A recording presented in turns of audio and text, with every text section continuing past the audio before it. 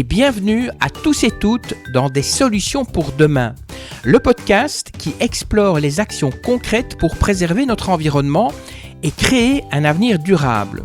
Dans chaque épisode, nous plongerons au cœur des défis environnementaux actuels et des solutions innovantes qui émergent pour les relever. De la préservation des écosystèmes fragiles à la réduction des déchets plastiques, en passant par les alternatives énergétiques et les pratiques agricoles durables, Des solutions pour demain est dédié à l'exploration des initiatives inspirantes qui façonnent un monde meilleur. En écoutant le podcast Des solutions pour demain, vous irez à la rencontre d'individus passionnés, d'entreprises innovantes et d'associations vibrantes qui œuvrent chaque jour pour protéger notre planète et vous invitent à adopter un mode de vie en harmonie avec la nature. Que vous soyez déjà un fervent défenseur de l'environnement ou simplement curieux de découvrir comment vous pouvez contribuer au changement, Des solutions pour demain vous offrira des informations, des conseils pratiques et surtout une bonne dose d'inspiration pour agir. Car tous ensemble, nous façonnons un avenir où la nature prospère, où l'écologie est au cœur de nos préoccupations et où le mieux vivre devient la norme. Préparez-vous à être inspiré,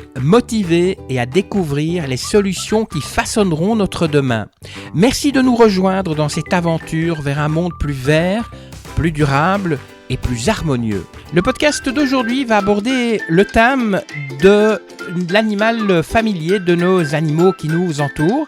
Et nous allons découvrir Humanima. C'est une association qui a comme but de promouvoir le lien entre l'homme et l'animal. Vous voulez en savoir un petit peu plus? Humanima.be. Et j'ai eu le plaisir d'interviewer Siglinde Van Kelgom qui nous explique un petit peu ce qu'est l'association Humanima. Alors Humanima est une association refuge qui prend en charge principalement des chats, mais aussi des chiens et des lapins.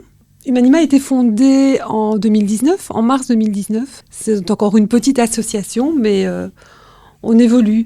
Donc depuis la fondation de l'association, pour donner quelques chiffres, on a pris en charge 859 animaux, donc répartis, comme je vous ai dit, parmi les trois espèces.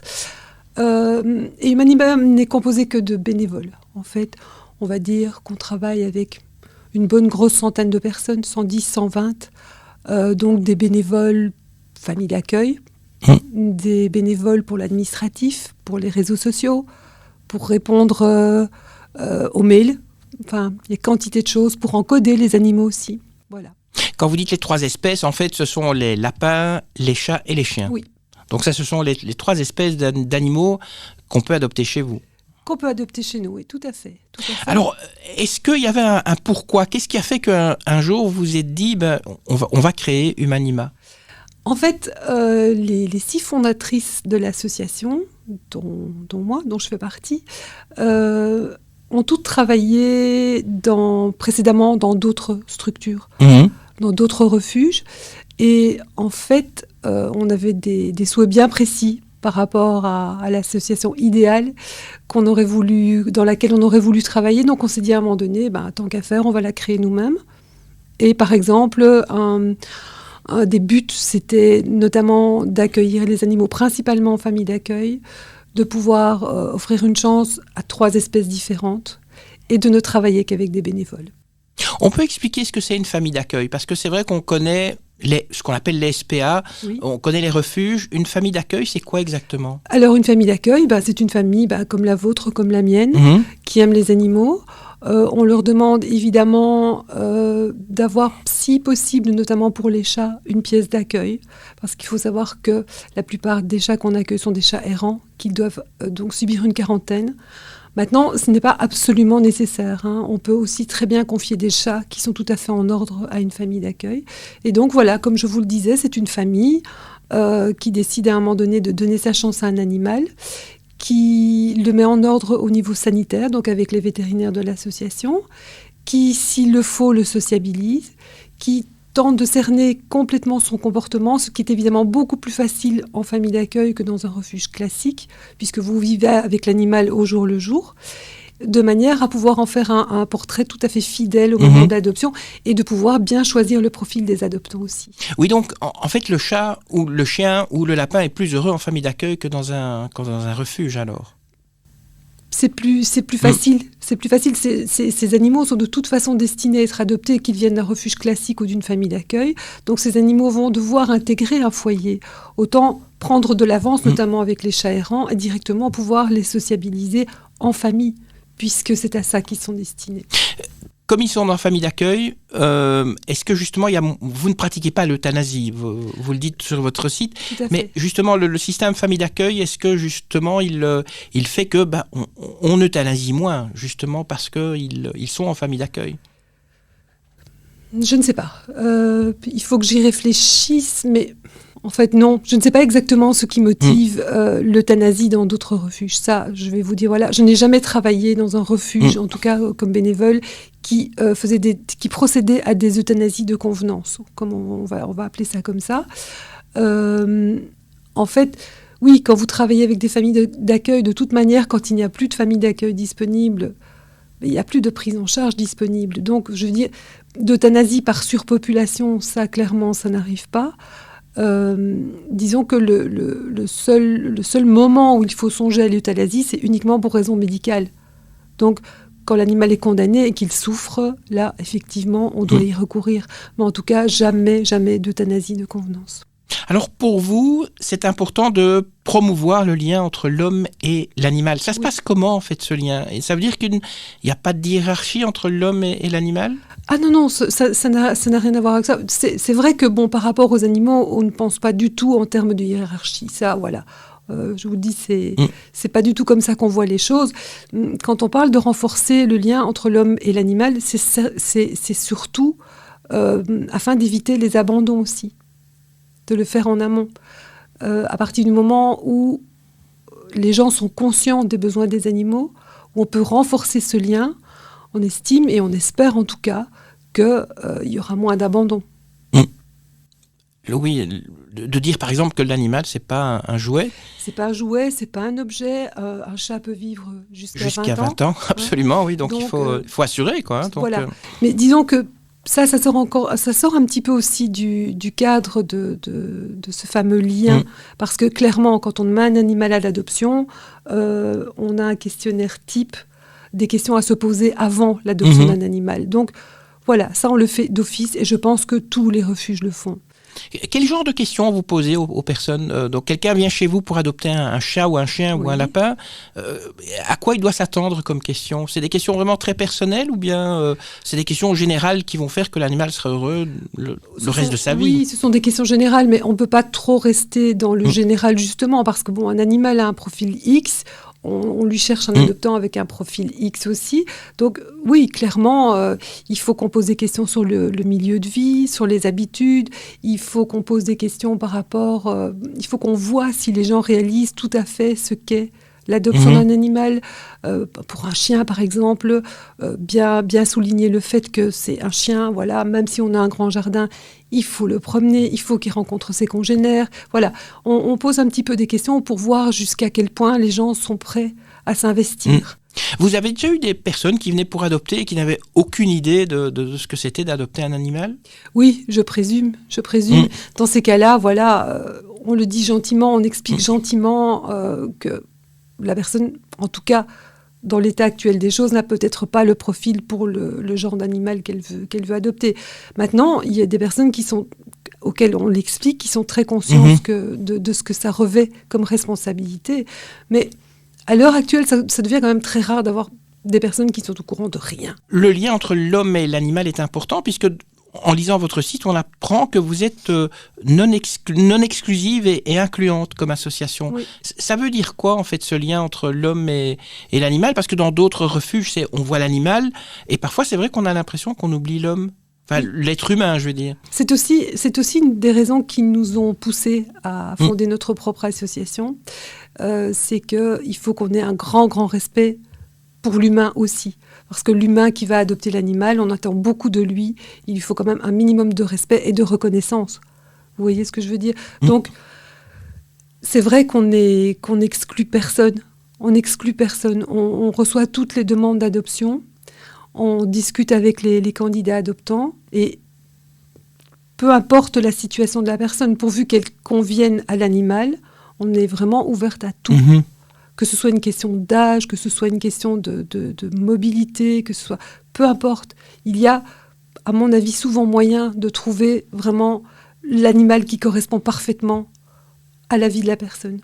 Par contre, j'ai aussi lu que les personnes qui ont plus de 65 ans qui veulent adopter doivent demander un garant. Voilà, je vous explique ce qu'est un garant. En fait, si une personne plus âgée, a fortiori si elle vit seule, veut adopter un animal, on demande à quelqu'un de sa famille, ou même un ami ou une amie proche, se porte garant et signe le contrat d'adoption avec elle. Alors, qu'est-ce que ça revêt comme responsabilité d'être garant ? Eh bien, on demande juste au garant en cas de pépin avec l'adoptant ou l'adoptante. Par exemple, si la personne doit être placée en résidence ou parfois même si la personne décède, de reprendre contact avec Humanima afin qu'on puisse organiser le retour de l'animal et le proposer plus tard à une nouvelle famille. Alors.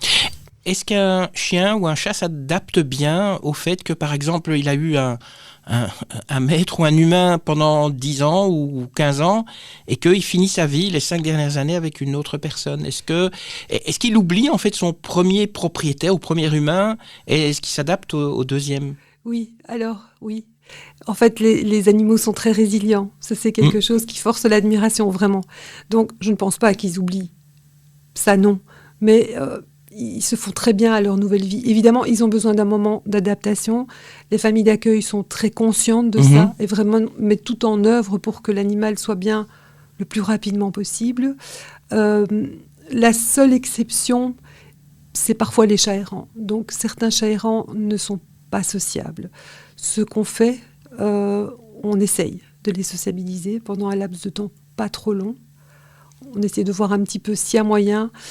Pour certains chats, c'est tout à fait impossible. Pour d'autres, ça fonctionne. Hein. Et je vous assure que des chats qu'on a dû sociabiliser, qui étaient vraiment sauvages de base et qui se sociabilisent, ils sont fusionnels. Hein. Franchement, c'est une expérience vraiment merveilleuse. Par contre, pour d'autres, ce n'est plus possible. Donc, dans ces cas-là, si c'est possible, non, pas si c'est possible, on les stérilise. On les met en ordre, on les soigne, parce que beaucoup sont dans des états déplorables. Niveau santé, je parle. Hein. S'il est possible de les remettre après sur leur terrain d'origine, avec des nourrisseurs, il faut que ce soit un terrain plus ou moins protégé aussi. Hein. On le fait. Sinon, on recherche des adoptants pour ces chats-là, mais c'est compliqué. C'est compliqué de demander à quelqu'un d'adopter un chat qui ne pourra probablement jamais toucher. Les chats errants, ce sont des chats qui sont nés... en liberté, dans une forêt ou dans un parc, ou bien ce sont des chats qui se sont échappés de chez leur propriétaire et qui sont redevenus sauvages? C'est-à-dire qu'il y a un peu de tout, oui. C'est peut-être des chats échappés, des chats abandonnés beaucoup, parce que c'est facile d'abandonner un chat, hein, vous voyez, voilà. Donc, et qui, s'ils ne sont pas stérilisés, se reproduisent. Donc on a des générations de chats, ça va très très vite hein, chez les chats. Donc, et qui forcément... Certains des chats errants n'ont jamais connu d'humain. De base, leurs parents, oui, mais au fur et à mesure des générations, voilà, ces chats n'ont pas connu l'humain et donc ils sont extrêmement craintifs. La place d'un chat, c'est quand même dans un appartement, parce que parfois des gens qui ont abandonné un chat disent on l'abandonne en forêt, il trouvera de la nourriture, il trouvera des souris, etc. Ce n'est pas tout à fait vrai, ça. Hein. Non, c'est pas vrai du tout. En fait, les chats errants ont vraiment une vie très dure. Alors...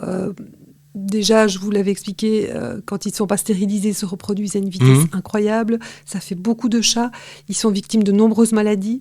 Déjà, le typhus, qui est une maladie mortelle qu'on n'arrive quasi jamais à... C'est ce qu'on appelle la pif, en fait. Donc, non, ça c'est autre chose. C'est encore autre chose. La pif, ça peut arriver aussi, oui. Vous avez la leucose aussi, qui est le fameux sida du chat. Vous avez les blessures. J'ai accueilli l'année passée une chatte sauvage que je suis pas revenue à sociabiliser, heureusement, mais qui a été retrouvée, en fait, la personne qui la nourrissait avait constaté qu'elle avait un problème de patte arrière, la patte qui traînait. En fait, ce qui était arrivé à cette pauvre petite, c'est que, pour une raison ou une autre, elle s'est cassée la patte a subi une torsion complète, elle était à l'envers, traînée au sol, et donc elle était en train de développer une grosse infection. On a dû l'amputer, c'était déjà trop tard, mais... Maintenant, elle est en famille, elle a été adoptée, elle est sociable, donc voilà, c'est une histoire qui se termine bien.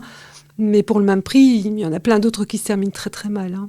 Une question, pourquoi adopter et pourquoi ne pas aller dans un magasin d'animaux acheter son chat par exemple ? Il y a plusieurs raisons à cela. Déjà, quand vous adoptez un animal en association, vous devez savoir que cet animal sera suivi. Donc, on fait un suivi d'adoption, on reprend contact régulièrement avec les gens pour voir si tout se passe bien. Il faut savoir aussi que si à un moment donné, la vie de la personne change, ça peut arriver. Hein. On peut tomber malade, on peut perdre son emploi. On est toujours là pour récupérer l'animal. Il faut savoir, on le dit aux gens au moment de l'adoption, si à un moment donné, votre vie change, que vous ne pouvez plus vous en occuper, vous nous appelez et on récupère l'animal. Donc ça, c'est déjà, pour l'animal, c'est déjà quelque chose de très important. Lorsque vous adoptez en refuge, vous avez droit à... On vous explique le profil de l'animal, on fait attention à ce qu'il corresponde à vos attentes, à ce que vous correspondiez à ses besoins, ça c'est déjà très important aussi. Il est complètement en ordre sanitaire, il a ses vaccins, il est stérilisé, il est sociabilisé, ce qui n'est pas le cas quand vous achetez des animaux en commerce. Pourquoi doit-on stériliser son chat ? Parce que c'est vrai que certaines personnes, on l'entend, disent mais c'est pas naturel d'être stérilisé. La pauvre bête, il ne pourra plus faire des petits ou elle ne pourra plus avoir des petits. Pourquoi en fait cette stérilisation qui est rendue obligatoire, je pense maintenant ? C'est ce que j'allais vous dire. C'est le premier point. D'abord, c'est obligatoire. Ça a été rendu obligatoire justement pour à terme pouvoir solutionner le problème des chats errants, parce qu'il y en a quand même beaucoup en Belgique. J'ai perdu le fil de mes idées. Donc, c'était pourquoi le faire stériliser. Oui. Le faire stériliser, parce que s'il s'échappe, qu'il devient errant, au moins il ne se reproduira plus. Il faut savoir que les animaux ne sont pas en demande de faire des petits.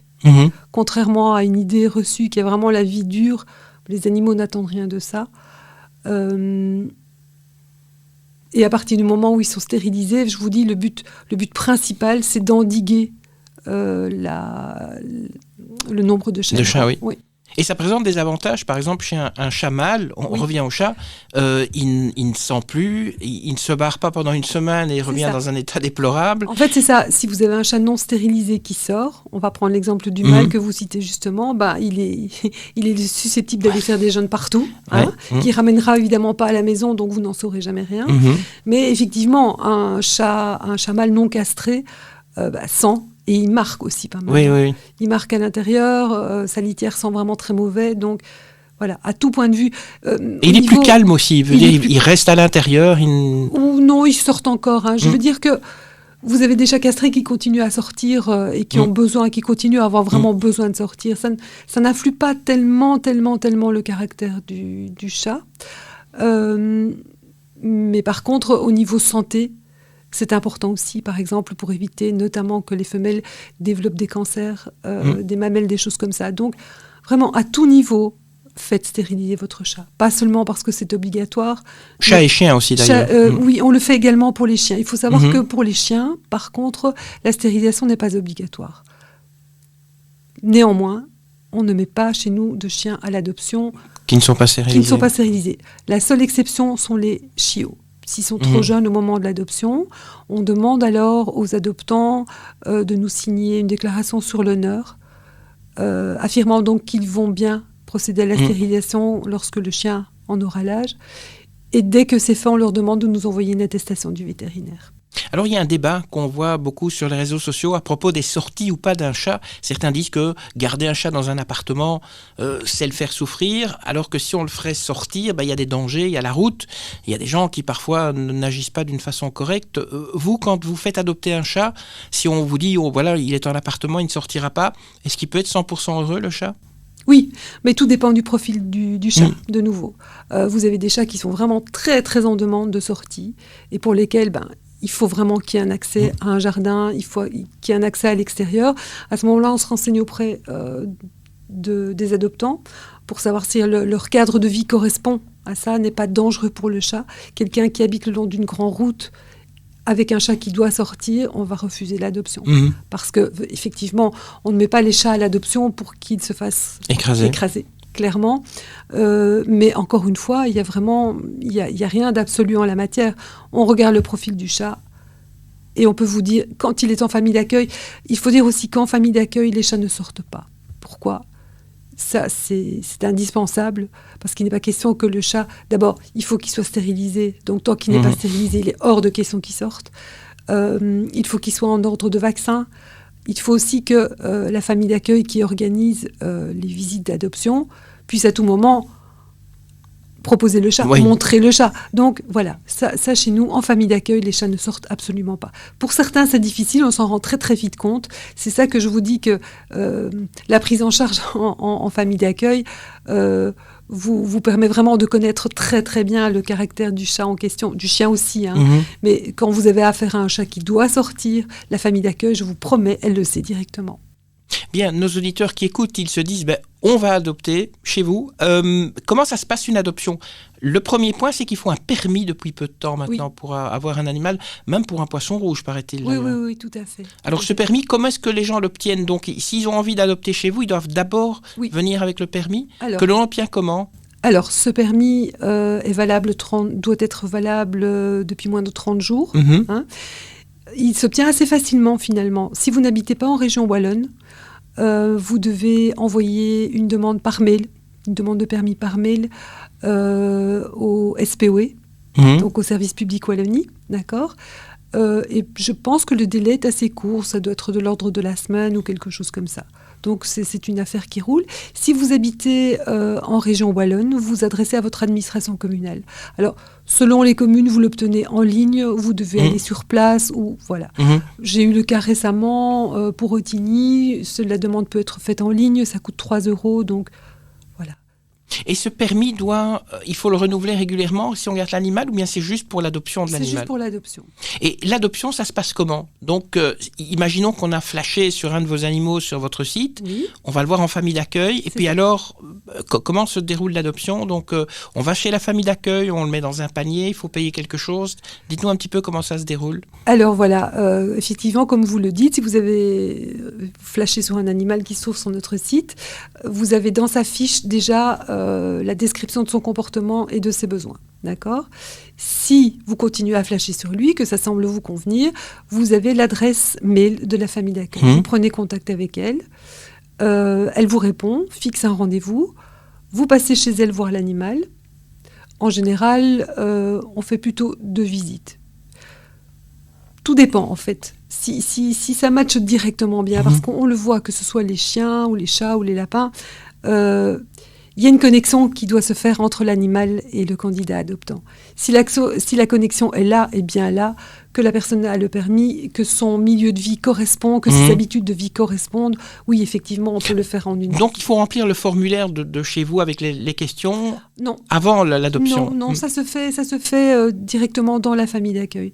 La famille d'accueil pose elle-même les questions. D'accord, ok. On le fait comme ça parce que les questions seront plus ciblées.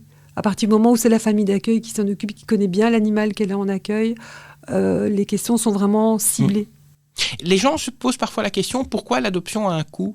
Donc il faut payer quelque chose. On peut peut-être préciser, pour un chat par exemple, combien ? Alors pour un chat, c'est 160 €. Et pour un chien ? Et pour un chien, c'est 210. Et vous m'aviez dit que pour un lapin, c'est 70. Oui. Pourquoi l'adoption n'est pas gratuite ? Alors, l'adoption n'est pas gratuite parce que il faut qu'on puisse rentrer dans nos frais. Tous les coûts vétérinaires sont quand même assez élevés. Je ne parle même pas de la nourriture, du matériel, etc. Mais avec 160 € pour un chat, je pense que c'est quasiment ce qui nous coûte. Tout dépend évidemment aussi.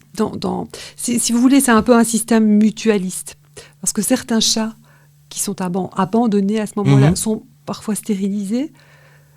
Donc vont nous coûter beaucoup moins cher qu'un chat errant qu'il faudra soigner, stériliser, vacciner. Voyez, parfois, on a des animaux qui sont déjà complètement en ordre. Donc, du coup, ce système qui est mutualisé, comme je vous le disais, nous permet de répartir la charge sur tous les animaux.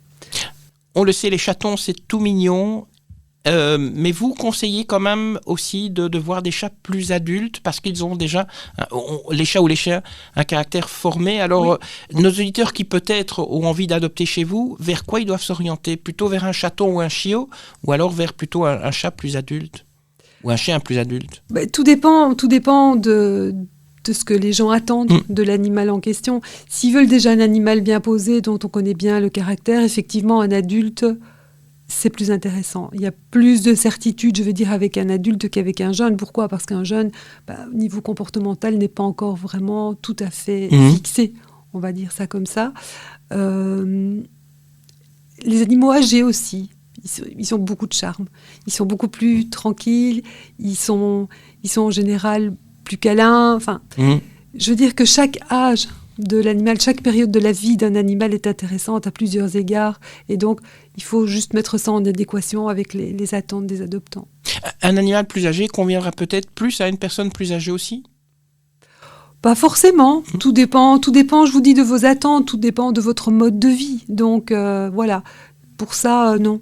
On attend juste de voir un petit peu quelles sont les attentes et le profil des candidats adoptants et on s'adapte à ça. Alors pour aller voir les animaux qui sont adoptés, on va sur votre site, vous nous le donnez ? C'est humanima.be. Vous pourriez nous parler de vos projets ? Parce que je sais qu'en regardant sur votre site, justement, vous avez des projets. On a des projets. On a notamment un projet de pension sociale. Mais pour ça, il faudrait qu'on ait une autre structure d'accueil, une autre structure physique d'accueil. Donc on est à la recherche d'un refuge plus grand que celui qu'on a actuellement, qui puisse nous permettre de garder plus d'animaux. Alors, malgré ça... Vous cherchez toujours dans le Brabant wallon, c'est ça, vous m'aviez dit au téléphone. Oui, tout à fait. Donc, pour un loyer pas trop élevé, évidemment, parce que, voilà, on ne croule pas sous l'argent, mais on recherche effectivement une structure plus grande qui ne soit pas en zone d'habitat, parce que ça, c'est compliqué, même pour une location. Mais même si on reste vraiment sur notre projet d'accueillir les animaux en famille, ça ne changera jamais. Une structure plus grande nous permettrait de faire face à plus d'urgences. Parce qu'il faut savoir que lorsqu'on a besoin d'un placement en urgence, soit parce qu'une personne est décédée, dans ce genre de cas, effectivement, c'est souvent urgent, on pourrait au moins, dans les premières heures ou les premiers jours, accueillir l'animal en structure, puis le transférer en famille d'accueil. Et comment est-ce qu'on peut vous aider ? Parce qu'il y a peut-être des gens qui se disent on n'a pas envie d'adopter, on a déjà un animal chez nous. Est-ce qu'on peut vous aider avec des dons, acheter de la nourriture ? Comment on peut vous aider justement ? De la nourriture ou d'autres choses ? Je pense à des couvertures par exemple. Alors les couvertures pas forcément. Non. Parce que, comme je vous le disais, les animaux chez nous sont en famille d'accueil, elles ont déjà pas mal de matériel, etc. Néanmoins, oui, des dons de matériel, c'est important. Des litières, par exemple. Parce que, une litière, elle ne fait pas 10 ans quand elle est... Voilà. Donc, des litières. Il faut évidemment que le matériel soit en bon état parce qu'on a des normes sanitaires très, très strictes. Donc, voilà. Des paniers, des litières, ce genre de choses, de la nourriture aussi. Vous avez des marques en particulier que vous prenez ? Des marques de nourriture, ou bien vous acceptez que ce soit de la marque du magasin ou de la marque Whiskas, par exemple ? Oui, mais en fait, on accepte tous les dons. Pourquoi ? Quand on a plus de marques premium, on va les appeler comme ça, à un certain moment, on les réserve pour des gens qui s'occupent de terrain, de chats errants. Voilà. Donc, d'office, toute nourriture qui arrive chez nous sera mangée par un animal de l'association. D'accord. Quel que soit le... Évidemment, on est plus... pour la nourriture en famille d'accueil, on a des standards un petit peu plus élevés. Donc, voilà. Il faut que ce soit de la nourriture saine, que ce soit approuvé par le vétérinaire et ces choses-là. Donc, ça, c'est pour ce qui concerne les dons en matériel ou en nourriture. Tout est vraiment le bienvenu du moment que c'est en bon état. Alors, il y a les dons financiers aussi. Donc, vous pouvez faire des dons directement sur le compte d'Humanima. Il est repris sur notre... Sur le site, donc humanima.be. Oui, tout à fait. C'est repris sur le site. Tant qu'on parle de ça, je dois vous informer aussi que Humanima a été agréé pour la déduction fiscale des dons. Ce qui veut dire que lorsque vous faites un don, vous allez pouvoir récupérer 45% de la valeur de ce don via les contributions. Ce qui est quand même non négligeable. 45%. Absolument. Et il y a une chose très importante, je dirais même très très importante dont on n'a pas parlé, c'est les bénévoles.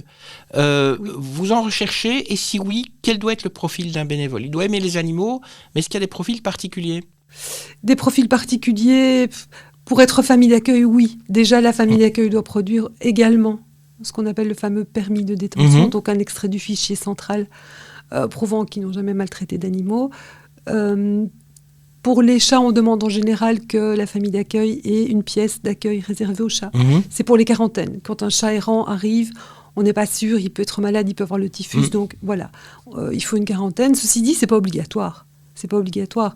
Maintenant, la sélection se fait... on fait des appels aux bénévoles, aux familles d'accueil. Lorsque les gens écrivent, on les reçoit. On regarde le milieu d'accueil, on vérifie tout ça. Et si vraiment, voilà...